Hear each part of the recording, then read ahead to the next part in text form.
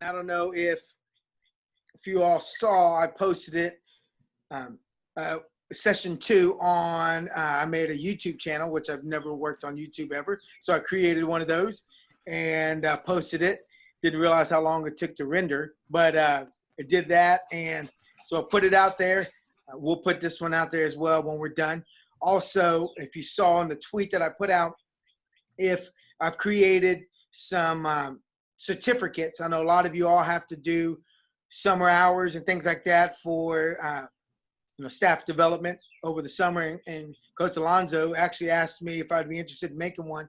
So I went ahead and made them for an hour and a half each. So any session that you've attended, I'll put my email in the chat after a while, and you can just email me directly your email, or just email me and I'll respond to it and give you whichever sessions you attended, so you can have those have those certificates to turn them in and get some hours for this. Because as I say all the time, I believe this is the best coaching clinic out there.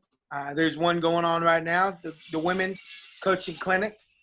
Don't mind. There'll be some noise in the background. I got a guy working in my backyard building a tree house for my kids. So this is the best place for me to do it. And so you're going to hear it every once in a while, but he's working hard. So got to mind that. I'll mute it whenever I'm not talking. But and so this is week 3. I'm excited. I think we've really grown. The people are coming back and really kind of providing some information for us and giving us kind of some thought-provoking kind of just situations that we're going to face coming in a few weeks' time. And so we like to continue that this week. Just kind of housekeeping rules. Remember, the reason we started this was all just to kind of like a round table. If we're all eating dinner, hanging out at coaching school, we just want to talk, and nothing really is official, nothing is formal. We're just kind of just talk and casually. Feel free to interrupt, raise your hand. If you have a comment, question, we like to address some of those things. And but it's an open concept. Just time to discuss, to learn and reconsider the way that we do things, and maybe we can improve our program as we go forward. There's no requirement to contribute. You do not have to talk if you do not feel comfortable talking. If you just want to sit here and learn, please do. And but the goal is, and I didn't say it last time, but I wrote it before I missed it. It says the goal is for you to leave this place differently than when you arrived. So I want you to think of something, walk away with something that you can implement into your program tomorrow, today, right when we're done with this. How can I change and make my program better? So we'll start with some introductions. I'll just go around and just kind of tell us where you're from, what you do, and we'll just get through this and then we can talk. Let's go ahead and start with Stuart. All right, Stuart Cantor. I teach and coach at Dallas Bishop Lynch High School. I coach track and field, the verticals, and intermediate hurdles. I do not coach cross country currently. I have in the past. Teach senior English. I'm also the executive director for the Texas Track and Field Coaches Association. Now, and if you saw, we did an interview with Stuart just about a week ago or so. Roughly. And Coach Cox and Coach Brady, we all were able to really just chat about our program and what God has done really with our program. So make sure you catch that on his YouTube channel. All right, next, Brian.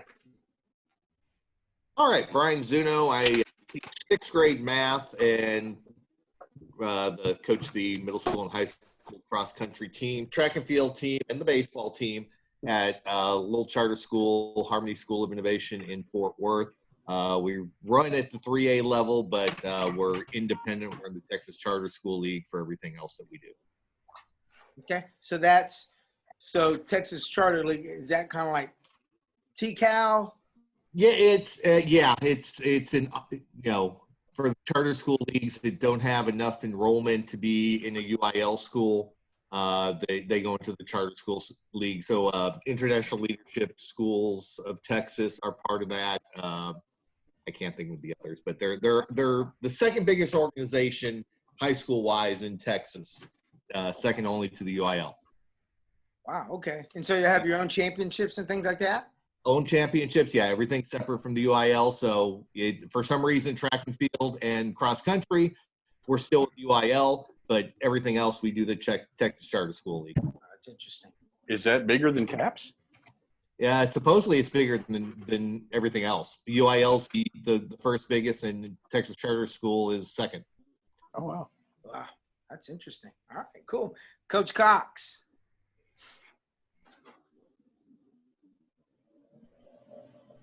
We're not good at this muting thing yet. Now, I'm David Cox. I'll tell you right now, my computer keeps popping up saying your connection is unstable. And as Stuart will probably say, he'd probably say that I'm unstable. But anyway. Or Waxahachie, one of the two. I just joined on with Coach C at SAGU. I've been at Waxahachie the last 18, 19 years. I teach anatomy and physiology and medical microbiology at Waxahachie High School. And I'm going to coach all the field events at SAGU. That's right. All right. Coach Harris. Hey, Tony Harris, Jacksonville, Texas. And I teach 7th grade Texas history. And then, of course, work cross country and track and field in the spring. Are you the head track coach? No, sir. Not at this point. Not That's yet. the, that's the gravy right there, man. Yes, sir. Just the distance, kids. That's it. Exactly right. That's the way to do it. All right, Coach Alonzo. Good afternoon, guys. Head girls and boys cross country coach and girls soccer coach at Irving MacArthur High School. Entering my 19th year at MacArthur, 21 years at the high school level, and this will be my 30th year of coaching and teaching altogether. Mm-hmm. You gonna hang it up soon? I wish I could, brother. I wish I could, but I enjoy it too much. I wouldn't know what to do. You know, right. I enjoy it. When you love it, you enjoy it. Yeah, it's not work. Right, exactly. I got you. All right, Coach Nicholas. Sorry, I had to find the unmute button. We use Google Meets, and it's different than Zoom. I'm Coach Nicholas. I'm Ben Nicholas. I'm at Village Tech Schools. We're a charter school in Duncanville, Texas. I'm the head cross-country coach for both boys and girls, for middle school and for high school, because we're a pre-K through 12 school. I'm also the head track coach. I'm also the athletic director there. So we are going into our 3rd year of real cross-country is what I call it, and we're going into our 2nd year of real athletics, as I call it. How many sports do y'all have? We've got about 10. We have most of the major sports. Football is the one that we don't have. We're also in TSAL.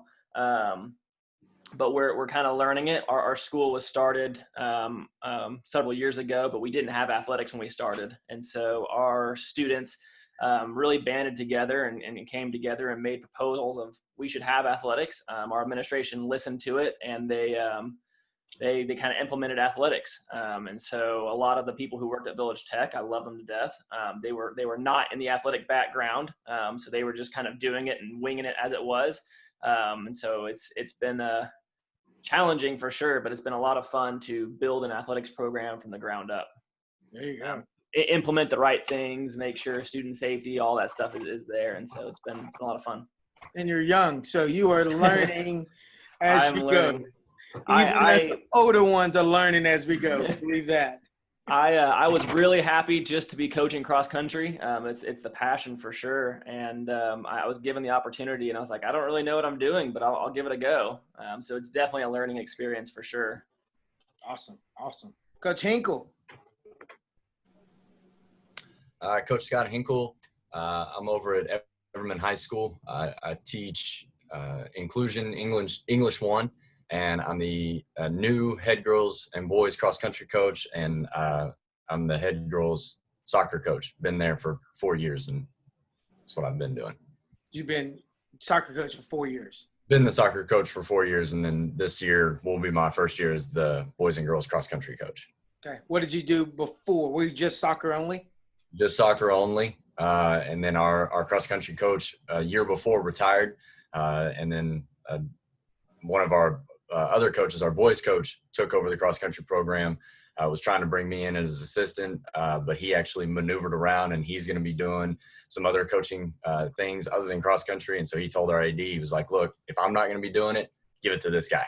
was like, heck yeah, that's what I want. So he set you up. Yeah, he set me up. Yeah, excellent. Well, good.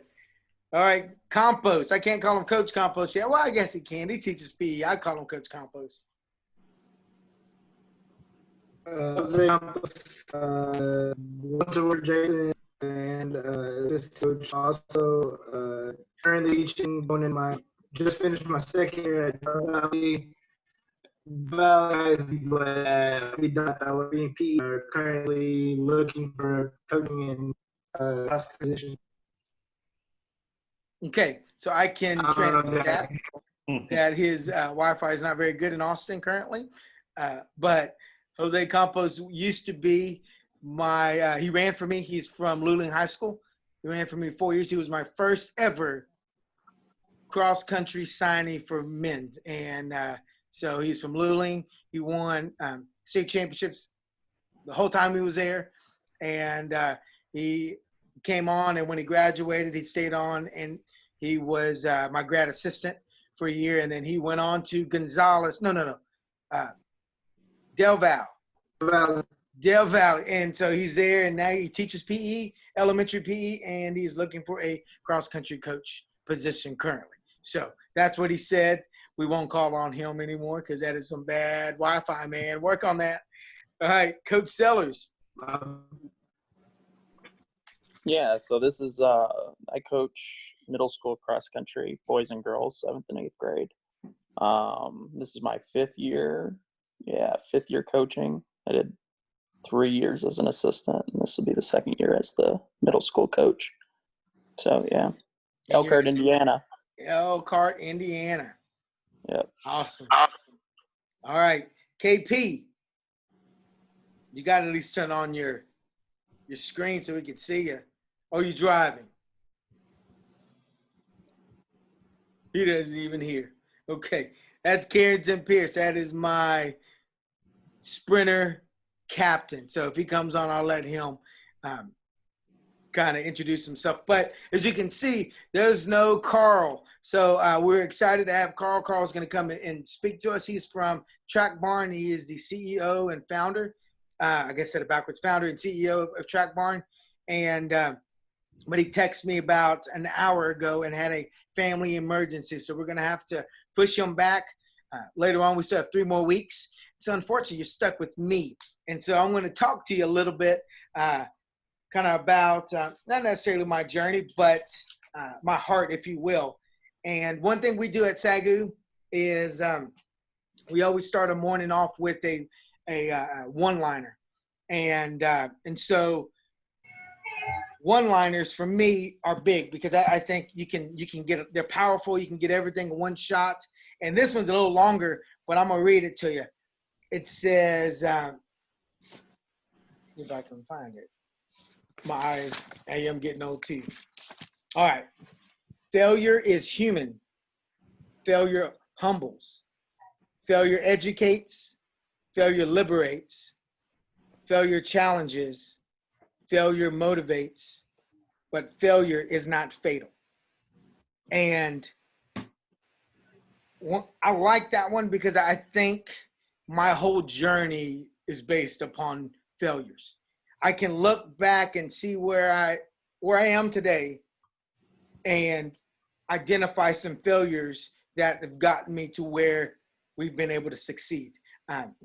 We've been lucky and blessed at SAGU. I say that all the time. We've won since I've been there. I've been there now for just finished our 7th season and for cross country and track. And we've won 4 national championships. We've won 3 in track and field, and we won 1 in cross country this past year. We had the individual champion. And before I was at SAGU, I started another program at Arlington Baptist College, which has 160 kids in the entire school. And so, like you, Coach Nicholas, starting from ground up, that's what I do.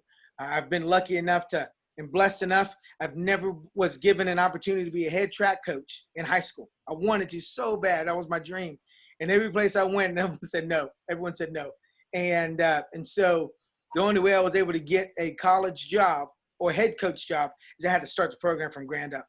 And so I went to Arlington Baptist, and in 2 years, we were blessed to win a national championship as a team in cross country in the National Christian College Athletic Association. And then SAGU called me, and then it just happened. But for me, the funniest thing is that I have never won a district championship in high school. When I was at Cedar Hill High School, I was the head cross country coach and assistant track coach. All I did was distance. So I love life. I was just like you, Coach Harris. I had gravy train, just my kids year round, and but we were in a tough district. Believe it or not, we had Grand Prairie in their heyday. If you ever were a part of UIL 5A back then, before 6A came, Grand Prairie always had some cats come out of nowhere. And then Duncanville. We had Mansfield. We had all these schools. And in 1 year, we were loaded. We were absolutely loaded. And finally, I had these kids from middle school all the way up. So I was a middle school cross-country coach, and I worked my way up. And they were seniors. We were loaded. We had a kid named Ben Allen who went to Baylor. He was legit. And so we went, and we won every meet going into district. So we're excited. They didn't really do rankings back then. I mean, they did, but no one cared. And so we go to district, and I was young. I mean, this was my third year as a head coach. And, oh, man, we were getting cocky. We were getting good. So I got a shirt that said, no regrets, made in the front, right? And on the back, I put a bullseye. And we wore it to warm up at Lynn Creek Park. And we got in the circle. That was the same year that we won state championship in football. And so what the football team, if you ever watched Cedar Hill win state championship in 2006, they huddled, like get in a circle, and they huddled around, and they had the guy like the hunter or the head guy that was just going to go and blow the line up. He would be in the middle, and he'd just jump around. My cross-country team did that right before, at the starting line. And I looked over, and the Duncanville coach said, let those idiots look like idiots. And I was like, what are you talking about? And whatever. And so we go, and we get our heads absolutely smashed. We got third place, barely got in, and I was like, what happened, And I heard coaches talking. They said, hey, they just gave us a target to go after. And right then I realized, don't ever do that again. And so when we got on the bus, I made everybody give me those shirts. Give me those shirts now, everybody. I had kids leaving. That's the only shirt they brought in their jersey. I was like, give it to me. I don't care. And I learned at that moment that you never get ahead of yourself. You don't ever think that you arrive. And I see that now. I didn't then. That next year, we finally were working it out. We're finally going to win district. I was ready to go. And Grand Prairie had these two studs, ACL. Oh, my goodness. He actually came and run for me at Arlington Baptist. So I was happy with that. But they go and take our district title again. And at that one, I was running.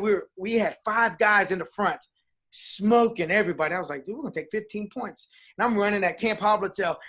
We're going to shock the world. We're going to shock the world. So everybody can look at me. And there was a wire that was hidden in some just grass. And I completely ate it.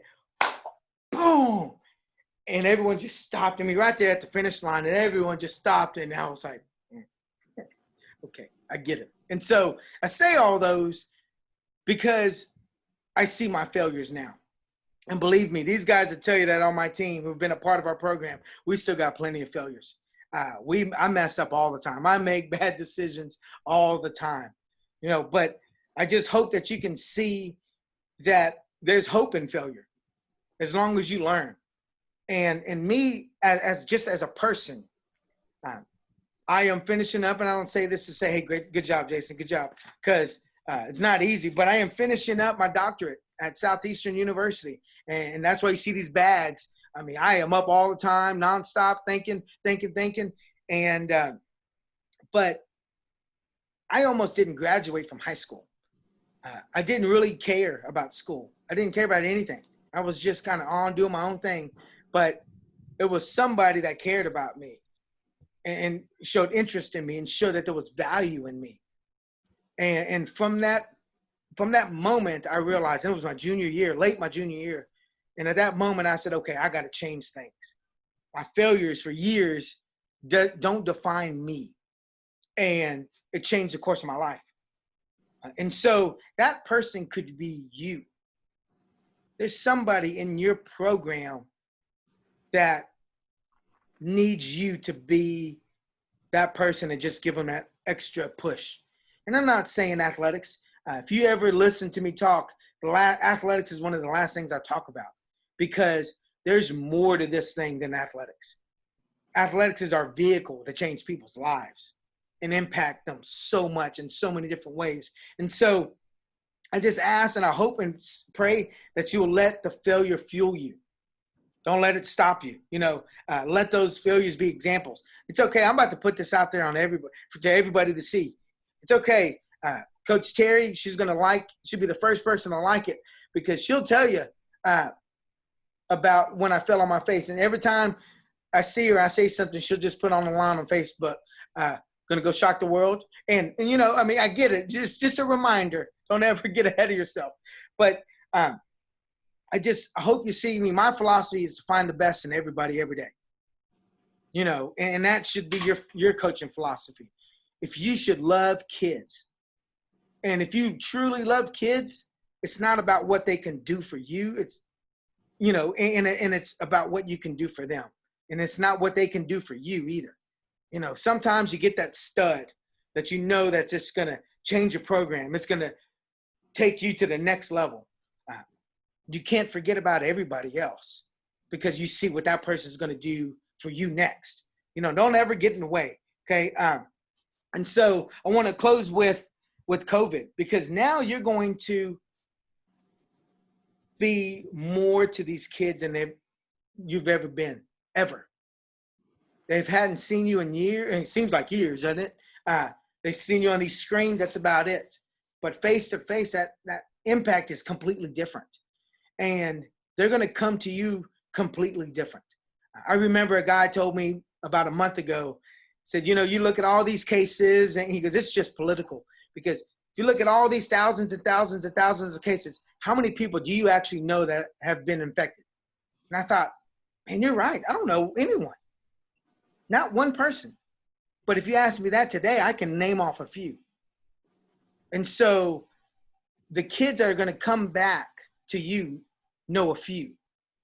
Some aren't here anymore. And so they're going to come back with a different perspective, a different outlook on life. Because when there was a time that we had a meeting at SAGU, all our coaches, just a couple weeks ago. And it was the first time I've ever been exposed to somebody that had been exposed to somebody ever. I've been in my house. I guess going to Kroger may do it. But outside of that, we are in the house. And we went to a meeting. We found out, and I got an email. And at that point in time, things changed. Our perspective changed, because I could now be infected. Then I started looking at my kids, looking at my wife, looking at our friends, the people we've been in contact. So there may be somebody on your program, in your team, that's going to have a different outlook. And so is it political? I don't know, and I don't really care. All I know is I need to be that person. We need to be that person that's willing to listen, that's willing to accept them for where they are and where they're coming from and how they're going to show up. Because like we talked about last week, they may not come back ready to run. They may not be ready physically, but they may not even be ready emotionally. Our society, the emotions, all that the disorders have really kind of taken a spike. And I think that's going to increase even more. Depression is going to be a real thing. So I encourage you to really have an ear to the ground with your kids. Find some mules or moles, whatever they're called, when you have somebody in your team and say, hey, I trust you. You need to be telling me what people are talking about. I don't need you to be a snitch. I need you to be somebody that's listening and come to me and tell me so I can be there for them. And so think about that. I don't want to be preachy, but I did go to school to be a pastor, so I'll stop on that. But I hope and pray that you all really take some of that to heart, because We got a whole new team coming, and they may even be the same faces that were there last year, but a whole new team. Well, that's all I have. So thank y'all for listening. I appreciate it. No one fell asleep. That's a good thing. Awesome. Okay, and so now we can move on. But if anyone has any questions, I'll, like we normally do, anyone else or comments, before we move on, I'll open that up. I'll feel free. I'll be happy to answer anything. Do you have questions specifically for me? I got one. Yes, sir. What is your, I guess, what's the process of holding your athletes, not necessarily holding them accountable, but if someone were to come up and say like, hey coach, like I heard my teammates, they're feeling down, like whatever's happening, something's going on in their life. Like what's your process in addressing that? Like with those kids? I believe in order to have, I believe conversations start big and go small. Okay. You should write that down. It's big. They start big. You have to have that corporate conversation that opens the door for those. And so I'm all about personal relationships. I believe in loving my kids, knowing my kids, texting my kids, joking with my kids. Humor to me is a gateway. That's always been my deal. I will make some jokes and people laugh at me all day long, but I've made my way in. And so that's how we open up and we build that rapport. And if something is personal, I'd say, hey, can I talk to you? I may send a text, and say, yeah, sure, coach. I say, and if it's a guy or girl, if it's a girl, I never do one-on-ones. When I was a youth pastor, I was at church. Last I talked about a tiny church that I got a job at. The first thing I asked before I would start, my room was just a little like closet, and there was a door that looks like a house door.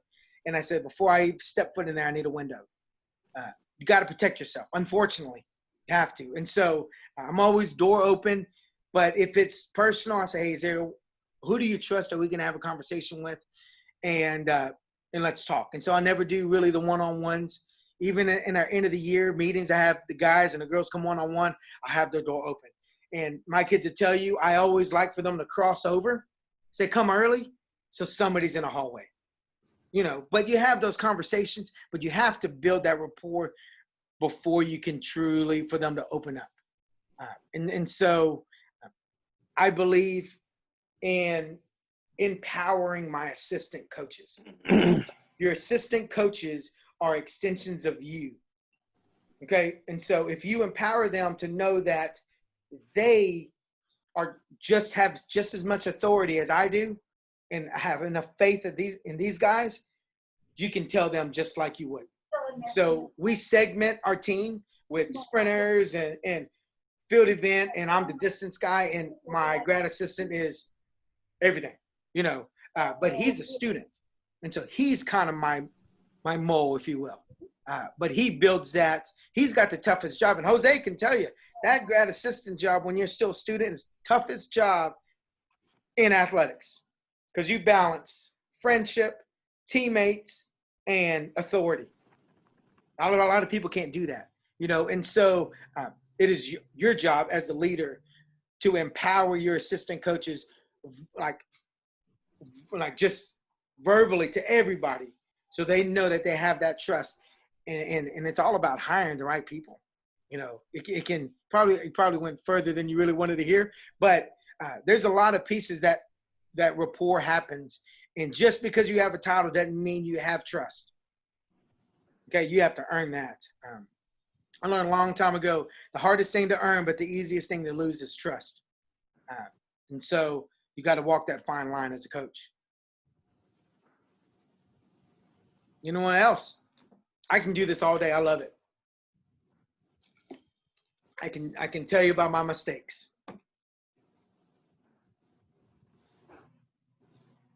No? Okay. So let's get into this week's kind of conversation. The week one, we talked about philosophy. Remember, I said your program, you must have one. It must be on paper. It has to be tangible. It has to be something that you give to your kids so they know, and parents, that they know what they're to expect from you.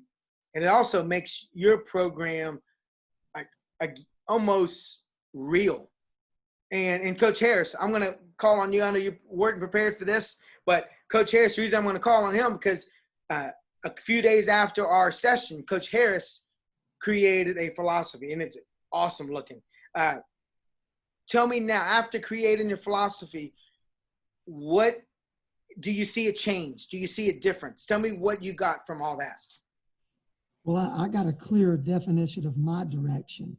Of course, I don't know impact yet, but I needed something down on paper that I could give to kids that they could give to parents so that they would understand where we're really coming from. And hopefully we're going to do more shaping of kids than we have previously. It gives me greater direction. Mm-hmm. That's good. So Coach Sellers, he's, I know this isn't a Pavo session but Coach Sellers, that's kind of where we got the logbook from. And he would always tell you that the logbook is your program so parents can see it. And so he's like, parents will snoop all around in kids' rooms all the time. Let them find their logbook and they'll see what they're doing. And it gives, kind of just validation to your program. And so philosophy is big. Thank you, Coach. Week 2, last week. So what do you do when your kids show up in August? And Mario did an excellent job on kind of giving us a perspective that I never really even thought about. I just thought we were showing up and here we go again and not even thinking about what a new normal would look like. And so he did a great job on that. And so now we've come to the point the kids are on campus. We kind of got some things working. We have meets, you kind of have your schedule set up. And it was funny. I was talking to Mike Welch. He does we host a high school meet for private schools. And so he's doing all of it. He says that he doesn't even look on like all the high school meets because right now no one's even signing up for meets yet because no one really knows what's going on and what it's going to look like. And so, but you have these meets that you have your idea on what it's going to look like. And that meets kind of start early August, go all the way to October before district in October. Okay. And so, because our conference is first week of November. So we're about the same. What are you doing? So you get your base phase, you get the kids running in the summer, and then they show up on campus and you get them going. You kind of get them acclimated. You're changing your summer workouts. What are you doing after week 2, week 3? Do you do the same thing all the time? Do you change it up? I mean, what do you do to motivate kids to keep them engaged as the training increases, the training progresses, the mundane starts to sink in, motivate, the newness of, okay, we're back. Everything's good. What do you do as a program to keep that motivation going? Because if they're not motivated, meets are going to start showing up. And once meets start, the semester's over. Doesn't it just fly? Before you know it, you're like, dude, we got regionals next week. What the heck? How did that happen? We say the same thing. I tell everybody, once the first meet starts, it is Christmas break. And they all laugh. And I am telling them that is the truth. So we have to be prepared before meets start. What do you do as a program? I have some things that we do, and I'll share that. But what do y'all do for motivation?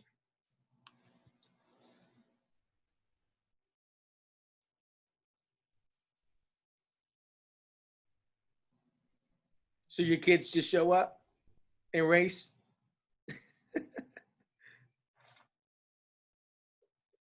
I think I'll jump in. Okay. I'm very happy to share. Right. Again, I don't necessarily know that we even do it the right way at VT, but we set a couple of goals at the beginning of the season. I have one big overarching goal that I and our coaching staff will set for our kids, and then we'll let our captains kind of lead a quick session, if you will, where we'll let the kids and our athletes figure out what goals they want to set for the year.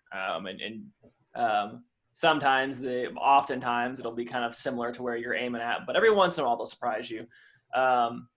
And one thing I've really taken to heart this year is that, if you want to win, if you want to go to state for TSAL, is always our goal. If we want to go to state, we should probably be able to win a meet first. And it's something that I had heard over the past several months that really set into me, and we're getting better and better, but we haven't won that meet first. As we're really shooting for stars here, but we're not taking those reasonable steps. And so I think the first thing we do is break it down into miniature attainable goals, and almost as if mini championships throughout the season, of saying, like, this is the first big roadblock we're coming up to. Like, I don't need you to worry about 3 races down from now. I need you to worry about right now. Like, here is the big, like, Super Bowl for you right this second. So we break it down into that. And I think another thing we do that I'm iffy on it, but the kids love it, and I think it's good, is we try to do every once in a while. We do it in the summer often, but once we get into, like, the regular season and meets start coming, it's a little bit harder to find time. But we try to do active recovery, where we can have them do anything else except for just straight running, to where they can take their, they're still running, they're still being active, they're still, like, working out, but they're doing something that in their minds, it's not straight, we're going for a 3, 4, 5 mile run. It's something that they feel is different, that is something that takes them out of cross country, and they get to be involved in something else for just that day. And I think that kind of takes not necessarily the pressure, the stress off, but it alleviates it for just that practice, for just a little bit. They get to be a kid, and they get to play, and they get to run around and have fun without having to worry about, like, am I getting better for this meet? Am I, like, preparing for this meet? And if we do it right, they are getting better for that meet without them realizing it. Okay, excellent. That's a good idea. So when you say they set the goals, are those goals individual goals or team goals or both? Both. Usually it's when they do it in the team setting, we'll get a lot of team goals. But every once in a while, oftentimes we'll get our kids coming up after, and they're like, Coach, like, I know we set this team goal, but is it okay if, like, my goal for this season is to do this? It's like, yeah, man, like, absolutely, your goal can be that. Like, it's very. One thing I try to stress is that cross country and track can definitely feel individualized. You can be out alone in the course, you can be out alone in your workout, you can be alone all these times, and nobody's going to run for you except for you. So I really try to stress that this is a team thing, and that all 7 on that line matter, right? You get your 5 that score, but the next 2, 6 and 7, you're adding points to other teams. So just because you're not in that top 5 doesn't mean you're not important. Like, every single placement, like, matters in this thing. And so trying to relate it all back to that team goal is kind of our theme there. And they'll often come times with their own individual goals, because nothing is better to an athlete than saying, I'm faster than you, to one of their best friends. So it's often team goals when we do it in that setting, but it'll spark their individual goals. Gotcha. Excellent. Good job. Thank you. Coach Alonzo. Yeah, real quick, I guess in a nutshell, when the kids come in, we try to identify, the different groups. We'll have maybe up to 3 different training groups, but it's very important that they all start together. They do their 3 different training groups. They'll have different workouts depending on which group they're in. And it's very important that when they end the session, that they all come and end the session together as a cool down. Everybody does the same cool down. And then, on top of that, we'll just throw in a bunch of fundraising activities, team bonding events to have them feel like, because cross-country kids, for us and our experience, they're a different breed. You don't have to tell them twice. When you coach in PE, general PE, and you have to explain it 3 times what the assignment is, to have them participate. Whereas cross-country, like, well, what's my workout today? So, with the fundraising and the team bonding, and what we try to do is, like Coach just said, we call it field days. Every 6 or 7 days, we'll throw in a field day where it's not cross country. It's going to be team volleyball, team kickball. And that's where you get your experienced runners mixed in with your new runners. So they're knowing each other on a first name basis. It's not, hey, you're a freshman. That way they're building each other's trust and respect. And then some of those field days we'll throw in a different time trial. We'll have a mock cross country meet where we'll just mix all the runners up. So now they're having to rely on those new runners. The veterans are actually pushing the new ones, and they're telling them, or they're explaining to them, or displaying whatever it is, that every person's important. From the beginning runner to your number ones. So it's just trying to keep that balance in between all those runners to see, because like for our program, it's a no-cut program. You come, you put in the work, you'll find it out. It's not going to be in the time week to week.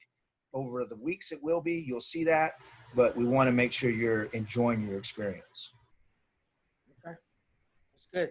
And I know I've been to Coach Alonzo's some of his practices. I was able to come out and speak, and you can see them. They're playing games and they're running, and but that team atmosphere, no doubt about it, is there for sure. So good job. Thank you, Coach. Coach Sellers, you raised it and lowered it? I just raised it. I don't know. I just clicked it. But Okay. One thing that we do is we keep like an all times list. So like every runner that comes through the program is on that list.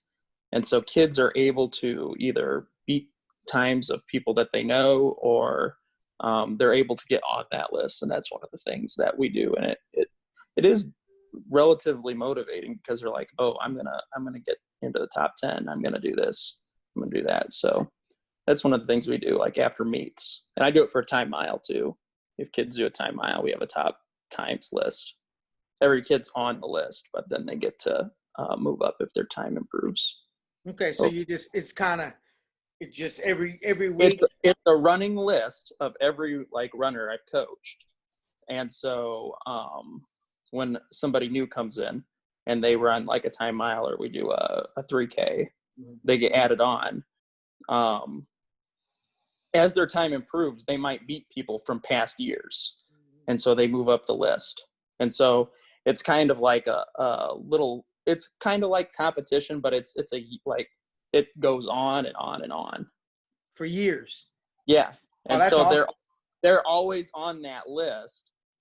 And then, but kids always are trying to move up. Everybody wants to be that number one spot. Everybody wants to be in the top 10. So we do that for a time mile and for the races. Man, you just made me add some work right there. I like that idea. That is awesome. I have every time from every run that I've had ever at SAGU. Every one. Yeah. Guess I got something to do this summer. That's right. That is awesome. I'm going to make that list. That is awesome. So their name will just move up. It's not every run they have. That's just their fastest ever. All time. Yep. Got it. All right. I like that idea. From year to year. So a kid that's running here in 2020, they'll see the kids from last year, 2019, on that list. And they'll move, if they get to a time that's better than one of their times, they'll move up. Yeah. And the cool thing about that is you're in the middle school. So they're coming in as seventh graders, beat the time of the senior that's the stud. Yeah. I don't get to keep track with the high schools, but I'm pretty sure they do. When I was coaching at the high school, that's where I got with the coach I was coaching with. She did that, and that's where I got that. Just took it from her, and she had been coaching for like 9 years before I started coaching with her, and she had all these times, and kids wanted to move up on that list. They wanted to be in the top 10. They wanted to be number one. And you can do that for track and field, every single event. We did that. We had that for our track program. Actually had that. They only did the top 10 for each event, but they went all the way back to like the 70s. So kids could try to beat times from the 70s and 80s and 90s all the way up to today. Look at that.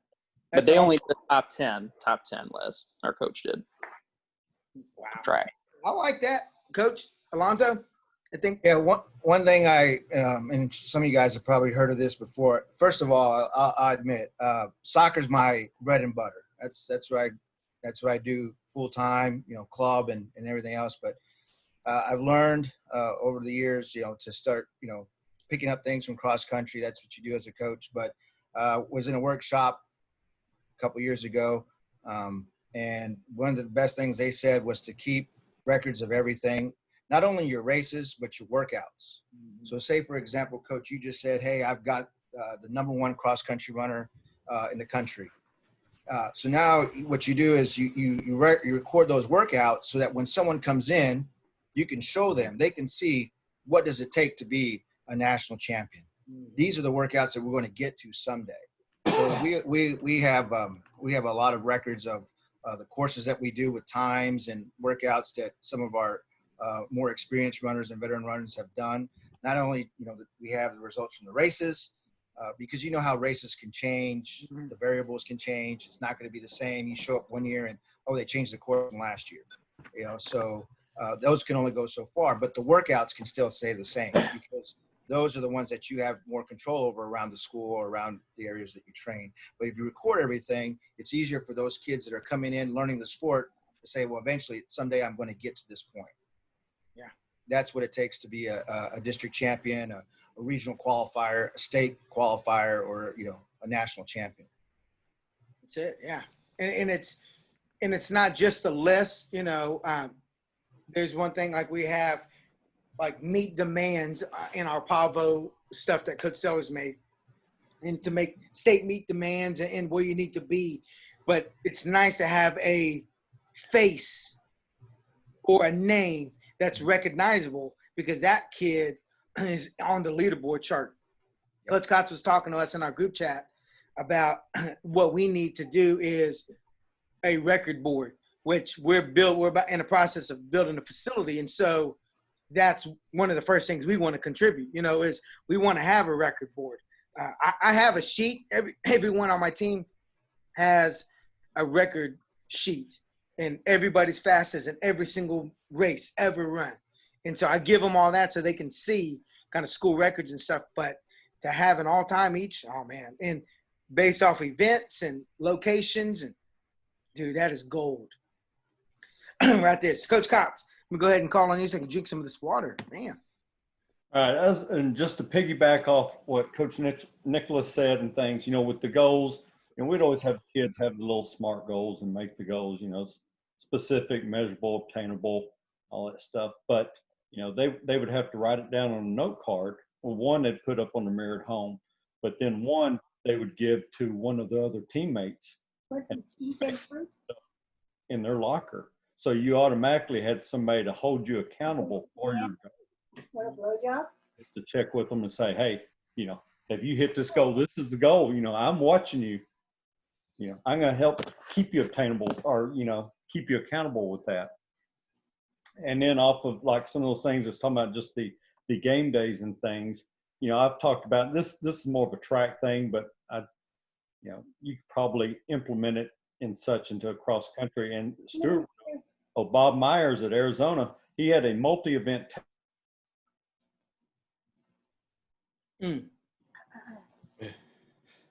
Waxahachie, man. You gotta love it. That's why I don't do this in Waxahachie. I do it for Midlothian. Oh, Coach, you froze on us. Yeah, I told you I'm unstable. It's at Waxahachie. I told you. What's the last thing that you heard? Arizona coach. Arizona coach Bob Myers had a multi-event testing that was basically just a mini decathlon, but things like a 35-meter flying sprint or, a soft or football throw or a standing long jump, all that stuff, just for a competition, just to see power and speed and all that stuff. We take our kids through that, and they loved it. In the fall, of course, this is for track kids because it gave them a competition. Then we'd post, kind of like you were saying, the top 10 of their top 10 overall scores. And, it was just a driving phase of competition for the kids to want to do something. And like Coach Alonso was talking about, just you're having the game stuff. Last year, we had all of our distance girls at a meet, come and said, "Hey, we don't want to run the mile. We want to run the mile relay." And you say, "Okay." So these girls they wanted to try a mile relay. You know, it might be one of those things with cross country kids on a day off from running, just put them on track, say, "Hey, y'all get together, group of 4, pick your team. Let's run a sprint relay, run a mile relay." Any of that stuff, it's different stuff that they're not used to. You know, they see their meets, you know, track meets, they see all these kids running distant or all the sprint events, you know, distance kind of out there. But just give them an opportunity to run those. Hey, we're going to run a 4x4, see how we do. We're just having a little competition. You know, we're still getting some exercise and some competition out of it, but in events that they know they would never run at a track meet. Did I freeze again? For sure. You know, we do the same thing. I'll kind of show you. I'm going to share my screen. So what we do in the Pavo system is we do PPMs. And so we'll do twice a week. We'll do PPMs. We'll do a short and a long. And the miles vary on that. And then we also do a time mile on Saturday. And so what we did when all the teams show up in the beginning of the year, I had my captain, who was I think basically my top 2 guys, because I didn't really, I take that back. It was me, Coach Brady, and I think it was Robert, who was our captain, with the 3. And so we wanted to divide the team up into 3. Guys and girls, and so we put everybody's name in a hat, and we did a live draft with everybody in our he's doing some work, but in everybody on our team there, and we just randomly pulled a name when it was your turn, and that made your team, and we did it into 7s. And so you can see this is one team. This is actually team 3, which this was the last time we did it, the last PPM of the year, and they never won because my 2 guys here, these are my number 1 and my number 2, and he was my number 4 guy. He was my number 7 guy. He was my number 10 guy, and these are my back end girls. But it showed them that everybody matters, that everyone has to come across. And so what we did was every time they came across at the end of their distance, so if they had a 2-miler, 4-miler, 6-miler, all starting together, we'd stop at the shortest distance. So my 2 guys might have run an 8-miler. These girls might have run a 3-miler. We stop everybody at 3 miles. And so I would take everyone's time, guys and girls, but I would place them 1 through 7, and then I score it like a cross country meet. Okay. And so what they're holding, you can see it here. It's called the KYOBSNEC stick. Kick your own butt so nobody else can. And so everyone wanted to hold the stick. And I have pictures and pictures and pictures of everyone holding the stick. We put it on Twitter. There's the stick right there. We put it on Twitter right after practice. And there was teams. This top team had the top 2 guys, but they never won one time. It was the middle pack that would always win. And so we did that during cross country, and it was outstanding. We had them. They were competing. We even did it during the meets. We'll take the stick. And if one of your runners didn't run, that counted against you. If you didn't have a full team, that counted against you. And so it made people stay eligible. It made people stay healthy. And it really built team. And so you'll hear them in the back, team 3, team 2. They were all joking, but it really built camaraderie amongst the team during cross country. You can see this is a PPM loop. We actually have one loop that starts and finishes right here. And so we use the same course every time. So like Coach Alonso said, all our times match. Now, maybe not the weather, but everything matches off the same course. So we did that during cross country. And me, I'm a guy who likes to really motivate. And so I made the KOBSNEC track edition. And so what we did, because we are a small school, many of you guys are small schools. You most likely will not win a track meet when DeSoto's there, when Cedar Hill's there. So what are you going to do? We have a tiny team. and there's no way that we can win meets. So we did our team again. We divided them up, and I made a point system just like a track meet. If they qualified for the NAIA time, if they hit the time to qualify, got 10 points. NCCA national qualifying time, if they hit it, 8 points. They win an event in the meet, 6 points. Top 3 overall finisher in the event, 5 points. If they won their heat, 4 points. If they set a personal record in that event, so we only ran one meet, almost everybody got 3 points. 3 points for that one. We set a season best in that event, which double points on the first meet. Mhm. And then this was the biggest one. If you compete in 2 or more events at the meet, this shows that everybody has a chance. You don't have to be a stud to get points for your team. If you compete in 2 events, which anybody can do, you get a point and you contributed. And so we did that. We were able to do it for the first meet, and we used our group me. I'll stop the share. We used our group me, and my grad assistant, he was constantly updating that with point rankings. Just like, at a track meet, in first place, with 18 points or 22 points. And I think the best part, and I forgot to put that picture in. So we want to qualify for nationals. So I made a golden ticket, and it says NCCA national qualifiers. I made one for NAIA. And if they hit the time, we took a picture and they actually punched their ticket to nationals. And it made it like they looked forward to that opportunity. KP, I tell you, he did it. And it made it real. And it was a competition within the competition. Did we win the Trinity meet? I don't know. COVID happened. Who knows? But we had 9 people qualify for nationals. We had one kid, he actually won almost every event he was in. He won the whole thing by himself. But it was a way to win within the race, if that makes sense. And so, maybe that can help you. Maybe if you like, I can share what I've created, and you can make it your own. Just so, what can you do to be successful and compete within and keep everybody motivated? And so that's what we do. I can answer questions on that. KP, any of y'all want to talk about any of those things that we've done? Feel free. I'll mute so you don't hear that.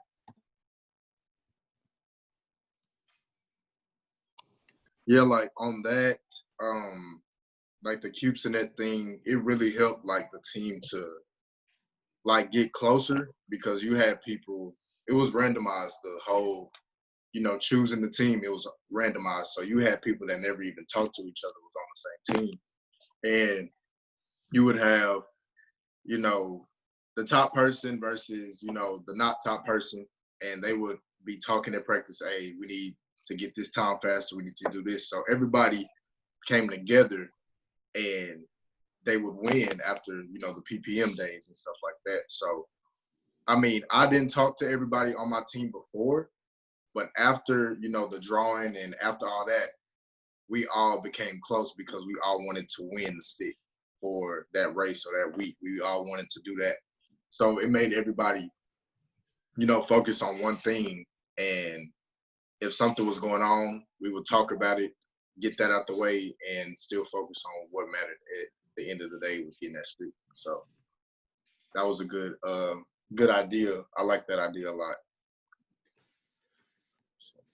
Would have thought somebody would say, I'm going to do whatever it takes to win the stick. That has nothing to do with it. Now they won't be able to hold the stick at all with COVID. We're going to have to say, here's a picture, but it's the idea that they bought in to a dumb stick that I went to Home Depot, cost me $2 and got a can of spray paint, and I wrote it. They like the girls, when they took it to the room, they made it look a lot nicer. But the fact that there was buy-in, and I had sprinters all in to get that stick in a cross-country practice, was success, no doubt about it. And I enjoyed it. Times were dropping left and right just to get the stick. And so it was good. I was excited about that. And also kept people who kind of had the tweaks, who kind of were tired, really didn't want to do the work. had somebody say, hey, dude, we only got 5 and you make 5. You better get on it. Figure this out. We need you. Finish it. You know, and what I also liked was when they were done, my top guys or top girls, they would go back to encourage them to keep moving, to keep pushing. And I mean, that was at practice, not at a meet, at practice.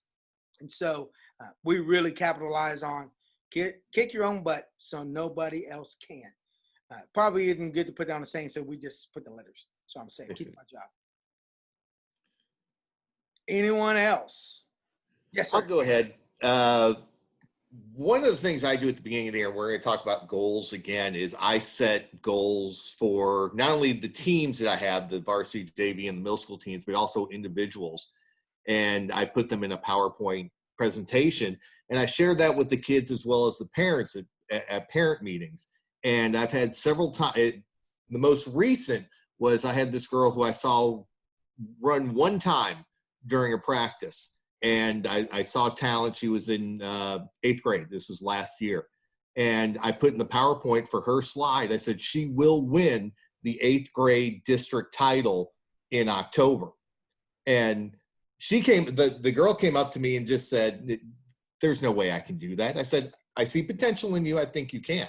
And the parents also said the same thing. I don't know what you see in her, but we appreciate the fact that you think she can do this.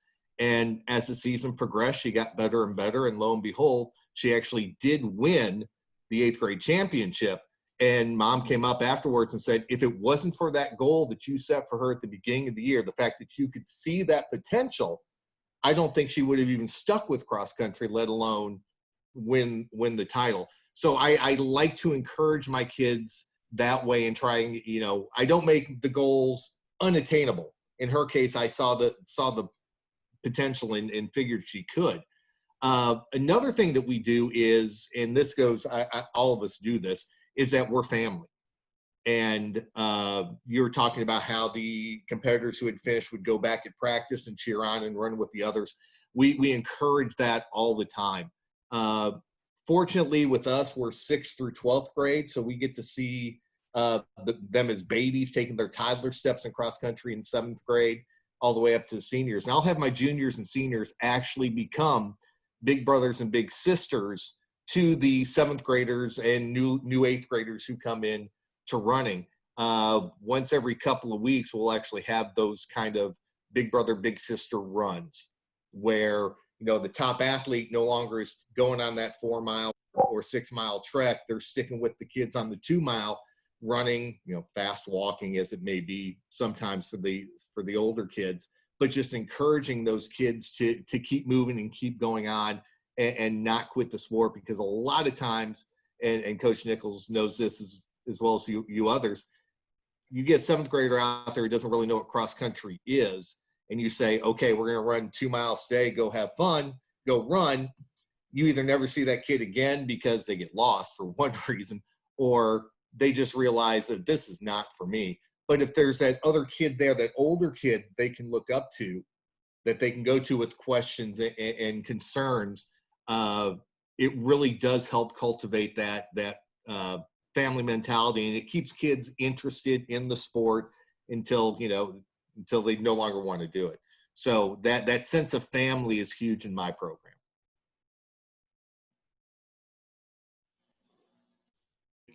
Unmute. You're muted, Coach. Excellent. That's it. Yes, sir.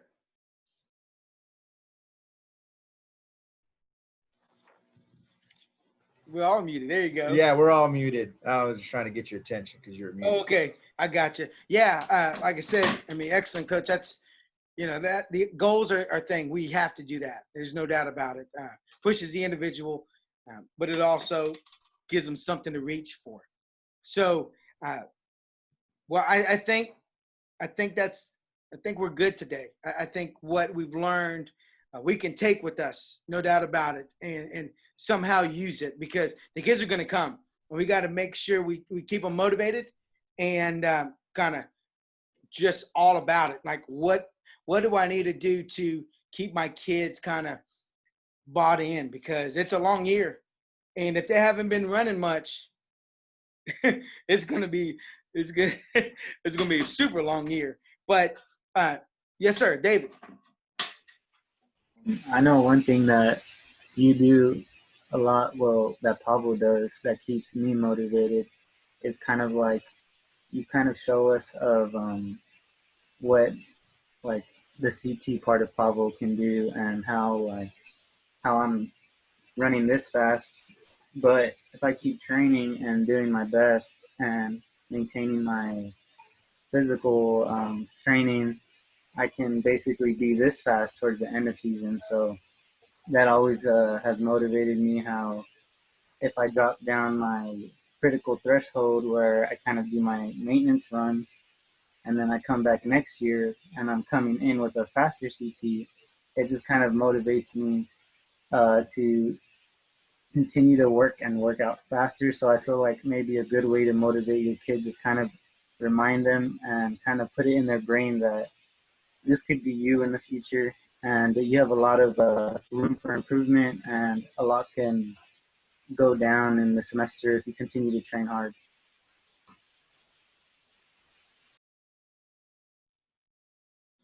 Yeah, you got to have that constant and like just continuous work. And we say that, now he's coming into his third year and we can look back, and that goes back to keeping all the times. We do logbooks and they keep their logbook. I give them a fresh one every year. And so he can go back to his freshman year and see where he was, the growth, amongst every year and see that. So I think we do that well, but the kids, that's all on them. They have to keep their own logbook. We've implemented the thing that you can't get on the bus. You meet with our captain, show him your log sheets that you run every day this week to get on the bus. If not, you stay at the house. And they meet before we get on. And if they don't show up, and I talked to the captain said, yeah, I didn't meet with them, or I did and they didn't have it, they can't come. And so you got to be firm, but you also, you want to keep the kids accountable. And so that's kind of how we do it at SAGU. But, okay, so next week, I'm excited about next week. Our guest speaker is going to be Coach Marshall Sellers, Mr. Pavo himself. So I'm excited to have, he's the guy who started Pavo. He comes to SAGU annually, and we do our clinic at SAGU, and he goes down to the Valley. He's done that for a couple of years. He's taught me so much, and we won't talk training. He only has 10 to 15 minutes. We are talking about just how we have an impact on kids. And so we're going to let him speak to us a little bit.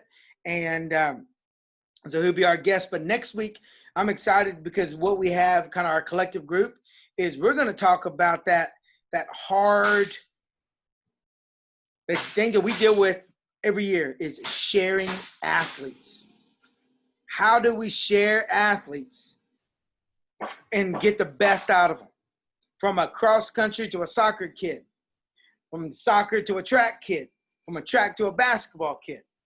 And some of our coaches, and some are here, are cross country coaches, but don't coach the distance kids in track. So what do you do as you pass them over to the distance guy in track? Because a lot of us struggle with it. What do we do to keep our kids to make sure when we get them back, they're better? My whole thing is you run cross country for track, you run track for cross country. And if that doesn't work, if there's a flaw in that system, I get them back the same.